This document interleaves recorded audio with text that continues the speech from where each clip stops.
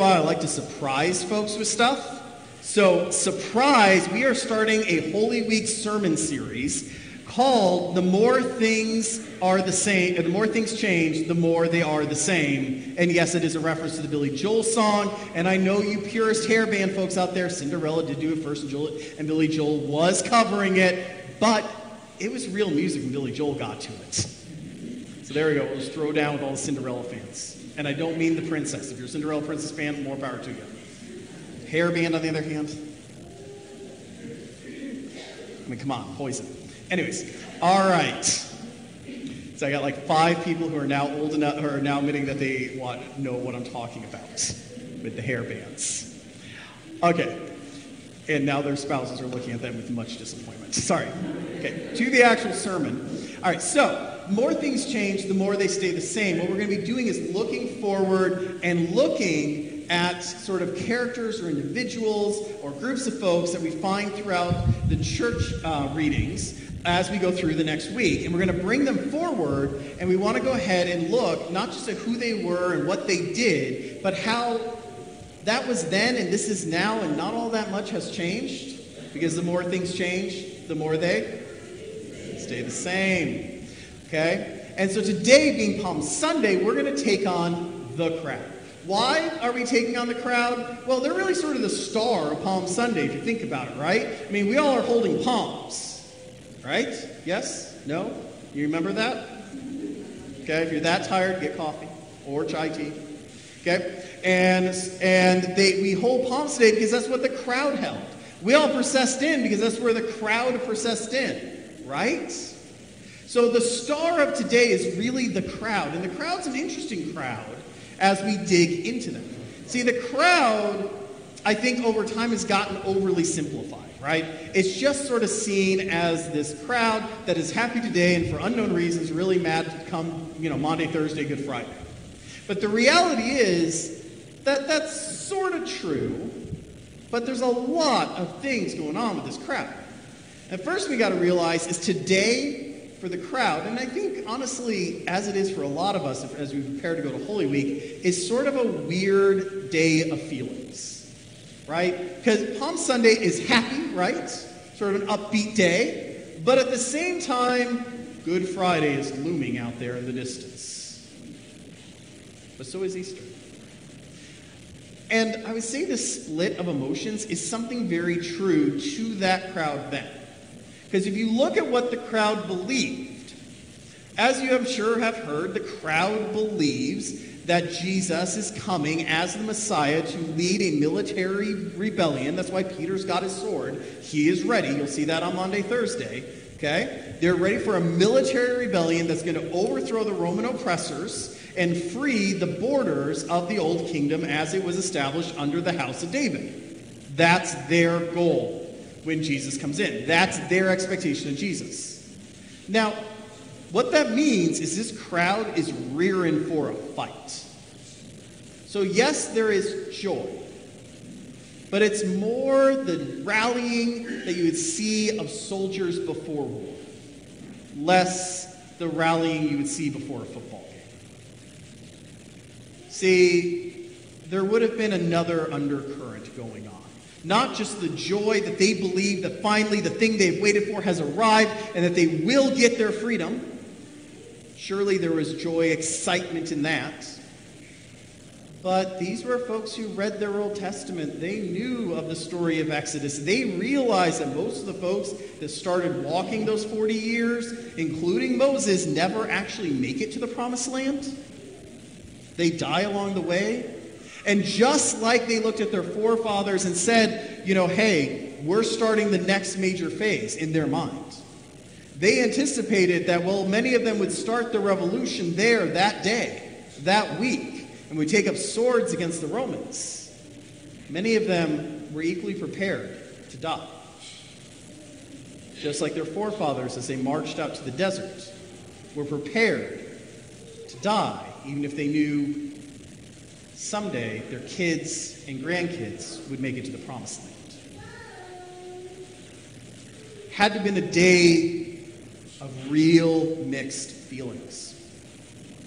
And we see that these mixed feelings, these expectations that are not reached, turn into violence and anger come Good Friday.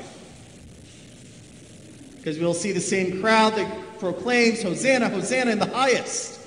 By Good Friday, we'll be proclaiming, crucify, crucify him.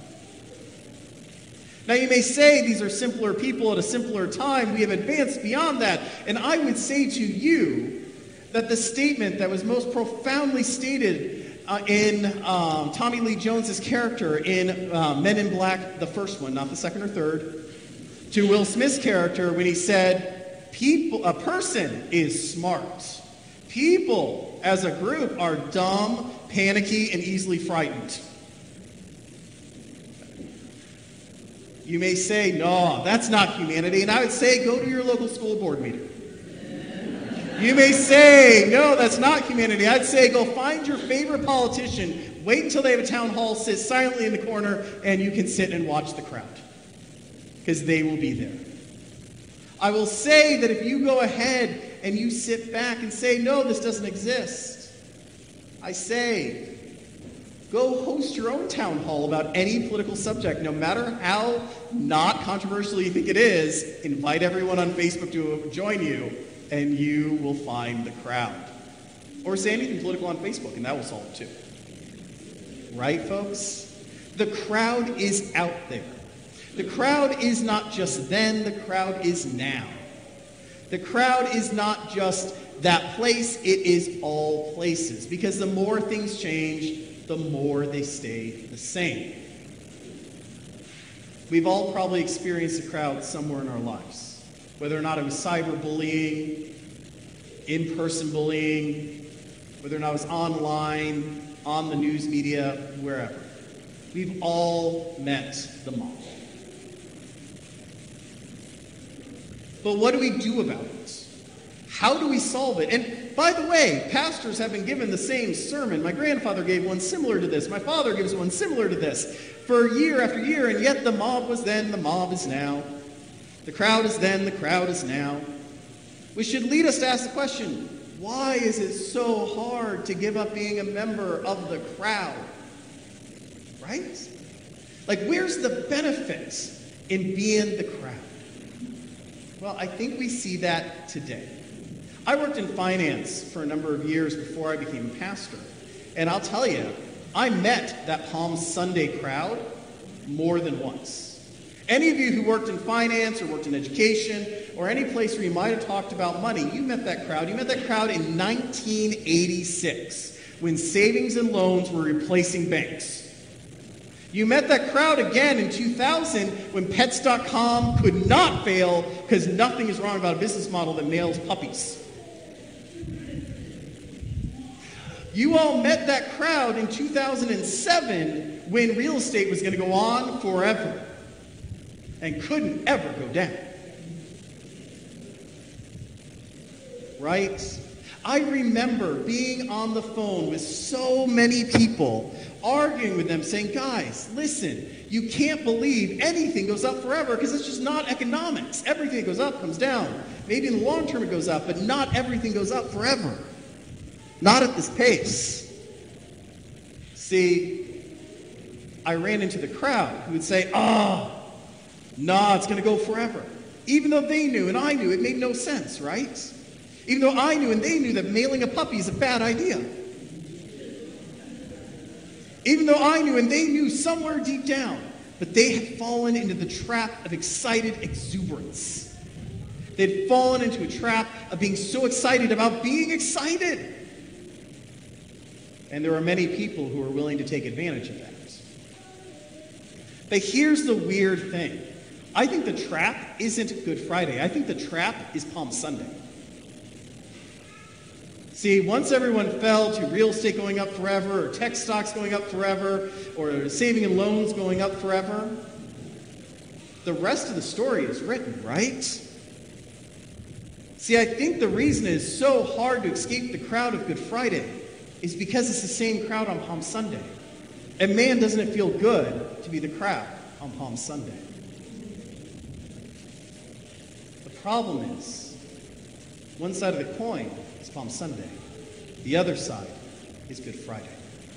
Because Palm Sunday establishes unrealistic expectations that Jesus never spoke to. In fact, he had spoken multiple times against. He said, I'm not that sort of Messiah. That's not what I'm here to do. He told it to his disciples. He told it to the people. He told it to the Sadducees. He told it to the Pharisees. He told it over and over and over. I'm the Messiah, but not the Messiah you think of. And yet they ran and reacted off of their expectations, not the truth being told to them. So even though as things change, as more things change, more things stay the same, I challenge you this week to go through your life and ask yourself, have you been swept up in your own way into your own Palm Sunday exuberance? This can happen in relationships when you make the other person out to be perfect, because nobody's perfect. If you don't believe me, ask any married couple about the spouse. They will have a list of how you're not perfect. If you're not married, ask your parents. They will have a very good list of all the imperfections you have. And if that doesn't work, talk to siblings, because they keep lists too. Okay? You can do this in finance. You can do this in politics. You can do this in any realm of your life, where you create expectations that are exciting to create and exciting to believe in, but they're not based in reality. And they slip away because they're simply castles in the sky made of clouds and nothing more. Take time this week. Ask yourself, where have you fallen for the trick of Palm Sunday and set yourself up for the grief